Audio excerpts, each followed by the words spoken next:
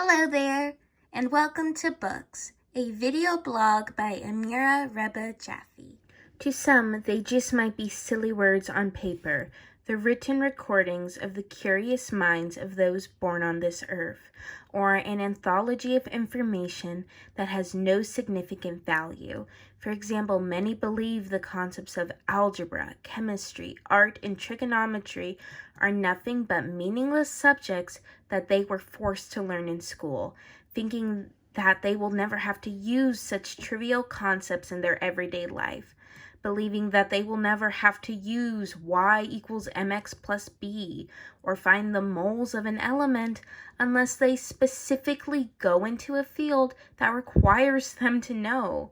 However, I greatly disagree. Even if you don't believe those subjects have value, I do. I believe there is no such thing as useless knowledge. Even if those recordings were written by a bigot, I still believe there can be some value in it. Now, I do want to clarify, I do not believe people who are bigots and racists deserve a platform to spread their lies, but I do believe we can use what they have written to understand the human mind and how they came to such horrendous beliefs. That is something I have always desired, an insatiable curiosity to explain and understand why. Why do people do what they do? And books are the key to that question. Books are our history. They are the written recordings that show the rise and fall of empires. It shows countless wars that scarred the lives and land of those affected for generations. They show the evolution of innovations on both a scientific level and a philosophical one. They tell the anecdotes of those who lived in different cultures or survived different tragedies and genocides, giving their testimony, a testimony that can be used as proof for those who believe their traumas and tragedies didn't actually happen, like those who believe the Holocaust was fake, for example. Without books, we would have no proof of our legacy, impact, and influence we left in the waking world. For culture to exist, there must be shared values, morals, ideas, and beliefs. And books are a portal to the various cultures that exist and existed. Books are a map into the mind of another, so I beg you to not diminish their influence on our culture, society, and world. Books are doors into worlds unknown and unexplored. They have the power to show parts of a culture that remains unseen by the majority. They have the power to give a voice to the unheard and silenced, power to inspire change on both a social level, but also on a personal one. They have the power to give hope to the hopeless. They are a medium to share your ideas and for others to be able to experience those thoughts. I am a living testament of that. I could read a book and years later those lessons are still with me. I have been in situations where I was scared, unsure of what was happening, and I had no idea what to do. But then I would remember the story of a character who went through the same or a similar situation. I can use that character and their experience as a way to navigate myself through this situation, and it also gives me comfort. I am comforted by the fact that I'm not alone, even if that character that went through the same situation is fictional, nothing but words and illustrations on paper. However, I find solace in the fact that an author believed whatever situation I was experiencing was important enough to record and share in a story, its meaning not losing its importance no matter what medium it was shared with, whether it's a novel or a fan fiction. It helped me to not feel so alone and scared because it meant others were dealing with the same situation too. Books have never just been stories for me. They gave me freedom, a safe place to escape to. I can't tell you how many hours I've spent imagining myself as a character in the stories I've read. Hours imagining myself to be a demigod, as the child of Athena or Apollo. I would spend my summers at Camp Half-Blood, being a brave heroine who saves the world. Or I would be a sailor scout, a princess of my own planet who proudly serves Princess Serenity. Or that I would be one of Gotham City's many vigilantes. Maybe I would have been Robin at some point. I would be everything I wished I could be. I wouldn't let fear control me. I would defend innocent people, and I would stand up to monsters like Joker and the Scarecrow. Books protected me from the cruelty of my own reality. I know some people believe books are just silly words written on paper, but they have always been my security blanket. With a book, I didn't have to socialize with people. A book couldn't laugh in my face. A book couldn't tell me that I'm a waste of space and that the world would be so much better if I wasn't in it. A book couldn't mock me, couldn't stare and point and make me feel like a freak.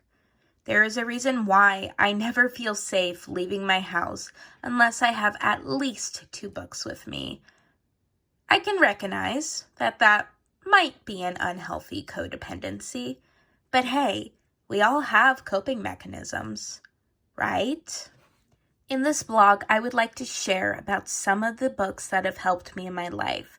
Of course, I don't have the time to tell you about every book that has helped me, but I would like to speak about some of them.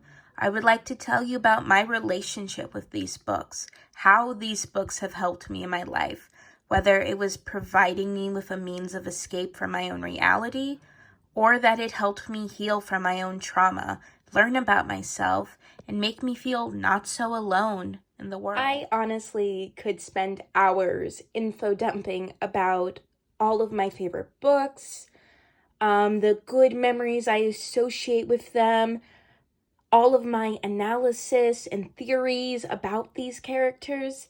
However, I would like to show 2 books that are very near and dear to my heart. So, first we have Sailor Moon, Volume 1. So, I got this when I was 10. I was in the 6th grade, and I just saw this really beautiful cover, and I'm like, oh, I want to get this. I want to read it. So, we open it up, and there's my name, Amira Jaffe. G-N, or maybe that's a C. I have no idea what that means, but it meant something to 10-year-old Amira. And there she is in all of her glory. Okay, so I struggled a lot in school socially. Academically, I did great, but socially, I've always felt like a freak. Because I am on the autism spectrum and I have severe social anxiety, I have never really been able to form true connections with people. Of course, I have had friends, but I use that term very loosely because they weren't actually friends, but instead it was a very abusive relationship where I was verbally abused and physically abused at times. And this book was a light in the darkness. I remember sitting alone in the cafeteria because no one wanted to sit next to me. And I was reading this story and I saw so much of myself in Usagi. And I am getting a little emotional talking about this, and there are tears in my eyes.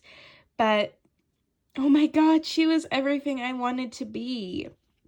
Yes, Usagi is clumsy, and yes, she didn't always get the best grades, but she had the biggest heart. Even if she didn't know that person, she cared, and she loved them, and I wanted that for myself. I wanted to find a friend who would love and accept me just for me, who would treat me the way Usagi treated others. And I just really cannot convey how much I adore this book and how afraid I am to see who I could have grown into if I did not have this light in the darkness. The second book I would like to share that has helped me in my life is In 27 Days. Okay, before I begin to talk about this book, just look how beautiful the cover is. Oh my goodness. Okay, so similar to Sailor Moon, I was in a Barnes & Noble my freshman year. So I would have been 13 or 14 years old at this point. And I just saw this cover and I'm like, oh my goodness, this is so beautiful. And then I read the summary and I'm like, okay, I really want to read this. So the amazing thing about In 27 Days is when I first got it, I think I did end up binge reading it. I just could not put this book down, and I think I finished it in a few days. I do not believe in perfection, but if I were to say a perfect book exists, it is In 27 Days. When I was reading this book, it just gave me everything I wanted.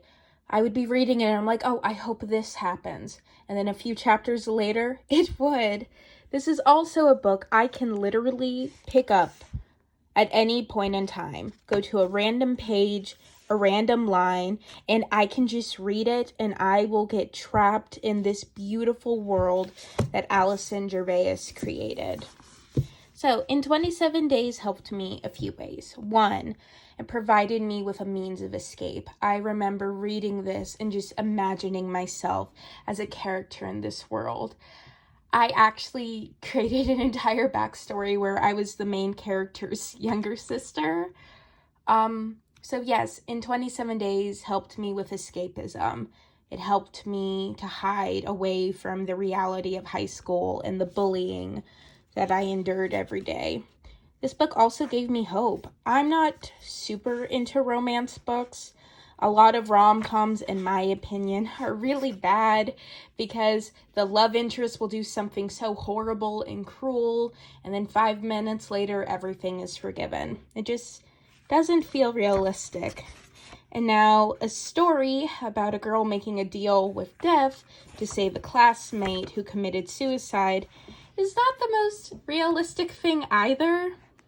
But the way Alison Gervais captures the relationship, the slow burning, how they both have been traumatized, but in such different ways. And this book gave me hope. It gave me hope that maybe one day I would meet a person who would take the time to get to know me like Hadley did to Archer.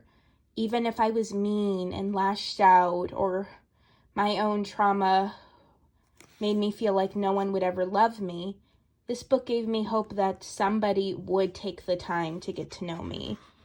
It gave me so much hope.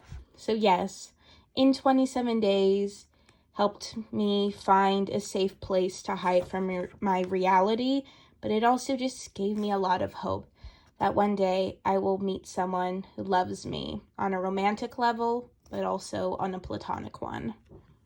Look, my entire life, I have felt like some freak, that there is something wrong with me. There has to be a reason why, no matter how much I try, I can never have a relationship with anybody, or a relationship that isn't abusive and toxic and has this huge power imbalance. And my love of books has always been seen as very freakish and weird. And I hope with this blog I was able to illustrate why I have such a deep and personal connection with books.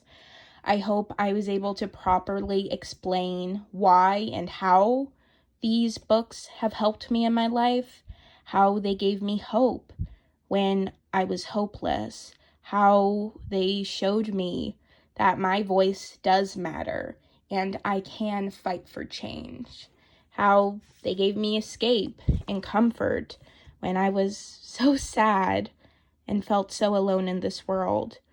These words and illustrations showed me that no matter how much alone I do feel, I'm never really alone because I always have a book.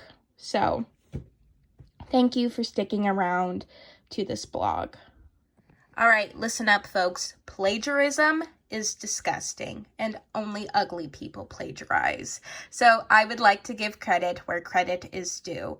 All of my own analysis that I shared in this blog were created by me. However, all the books that I showed and referenced do not belong to me. They are not my own intellectual property, and all rights and credits go to their respective authors. I would also like to give credit once again to Introduction to Mass Communication, Media Literacy and Culture, written by Stanley J. Barron of Bryan University. I would also like to highlight this section of the textbook, page 25 of chapter 3, The Cultural Value of Books. This is the section that taught me about how books can be used as a device to share culture. So I give credit to this. Thank you for listening to my blog. Thank you for sticking around, and I sincerely hope you have an incredible day. This is Amira Reba Jaffe signing off. I hope to see you next time in blog number 3. Thank you. Bye-bye.